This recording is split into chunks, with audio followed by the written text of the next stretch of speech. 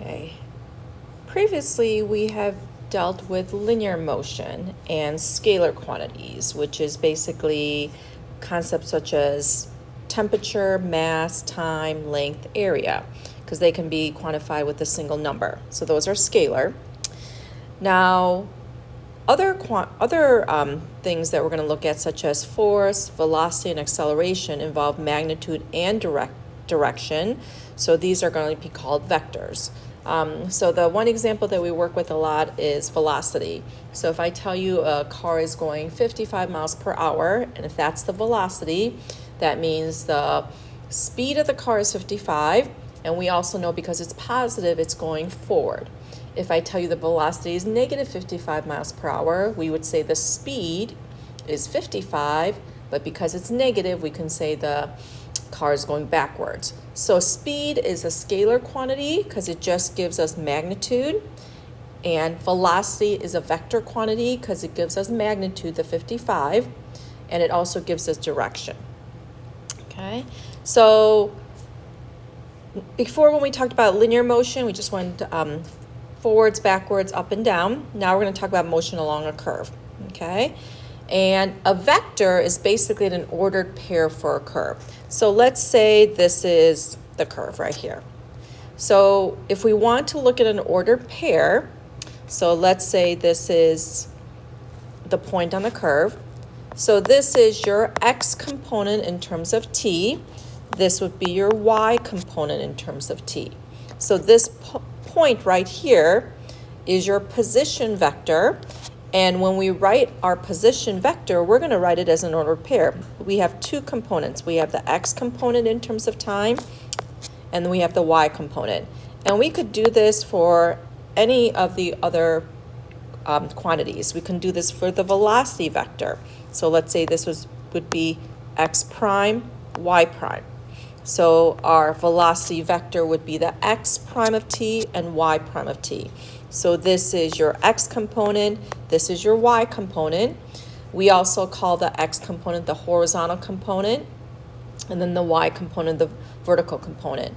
So now we have a particle that's not just going left, right, up, down. When I give you the velocity vector, it gives you both pieces. So it can tell you how it's moving in the x, y direction and how it's moving in the vertical direction, the up-down direction. And then we can do the same thing for the acceleration vector. So we've got the x component, the y component. So the thing to remember is a vector is very much like a parametric. You have always two components.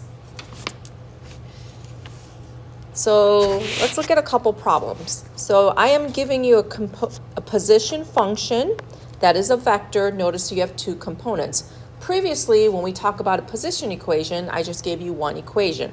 This is a vector, a parametric in terms of t, so you have two pieces.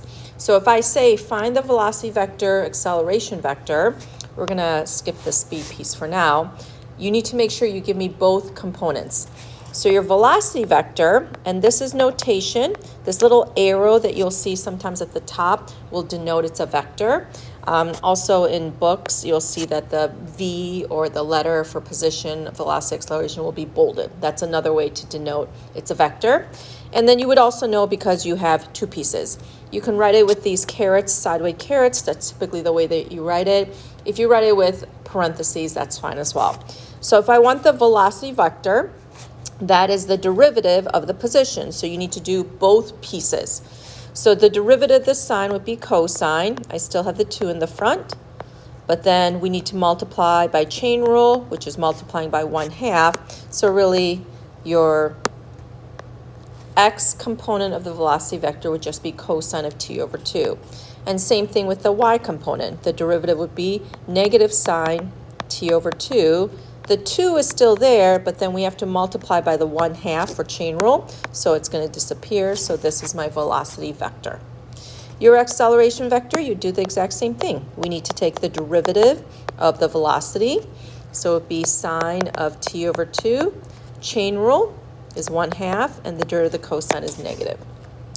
Here, the derivative of the negative sine would be negative cosine t over 2.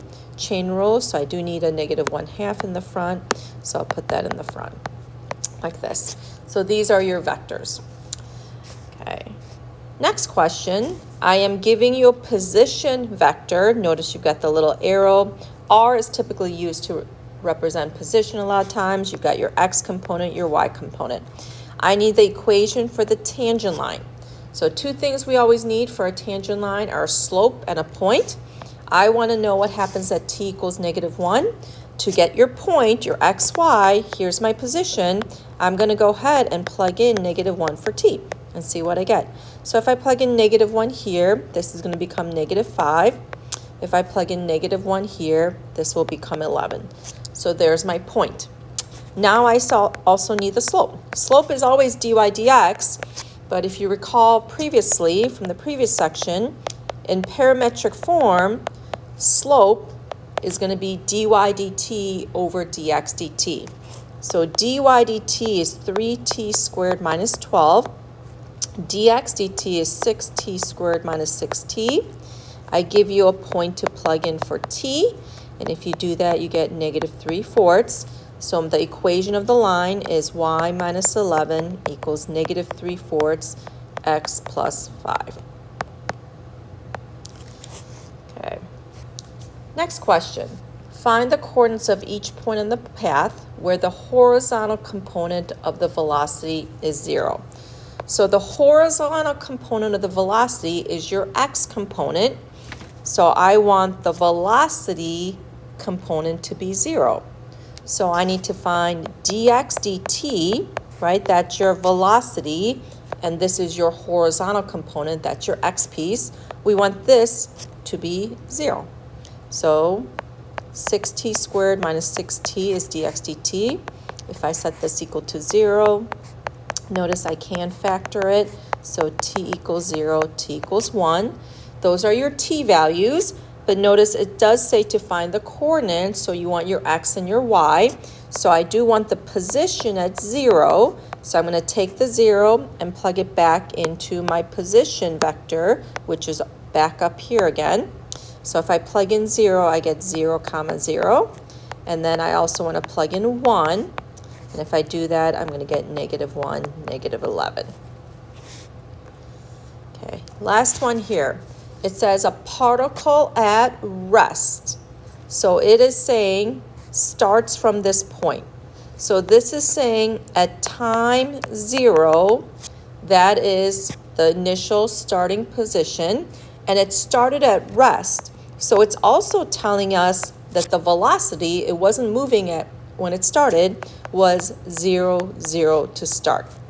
And this point that they're giving you is our position. So they're giving us the position at 0. So they're giving us a couple pieces of information. They also give us the acceleration vector at 0, 1, 2. We want the location of the particle after 2 seconds. So location is your position. So it's asking us to find the position vector at 2. So we need to find a general equation for the position. So we're going to have to start by working backwards from your acceleration vector. So I know the acceleration is 1, 2 at, and this was at, this is in terms of t. So this is your general acceleration vector. So if I want to get the general velocity vector, to get from velocity from acceleration, I take the antiderivative. So antiderivative 1 is t. Don't forget, we are integrating, so we need a plus c, and then same thing for your y component. So we're doing the same thing that we did before, but the only difference is you're doing it 2 times, one for the x component, one for the y component. Now, we need to figure out what c is for the velocity, but we have a point on the velocity vector. So I know the x component of velocity is 0 when t is 0, so that means c is 0. We're going to do the same thing for the y component, and it is also 0 when t is 0. So c is 0 here.